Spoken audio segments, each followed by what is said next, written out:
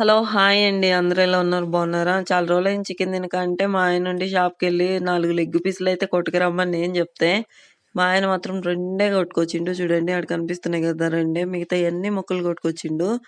Leg పీసులు మాత్రం రెండే కొట్టుకొచ్చిండు.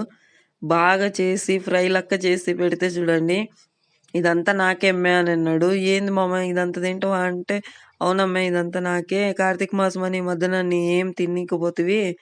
అందుకే ఇది మొత్తం నాకే" అన్నాడు. "బాగా చేసినావు అమ్మే" అనని తింటా ఉన్నాడు చూడండి. చూస్తుంటే నాకైతే నోరు ఊరిపోతుంది. "నాకోటి మామ" అనన్నా. అంటే ఆడ ఉంది "పో తెచ్చుకొని తిను" అన్నాడు. కూరైతే బావుందని మొత్తం లాగిస్తా ఉన్నాడు.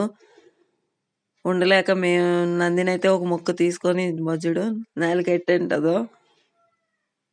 లెగ్ పీస్‌లయితే చేసినావు అమ్మే. ఇంతకి పర్వాలేదు అని అన్నాడు. సర్లే అన్నా. వీడొండుకొని నాకియ్యి అని వాడు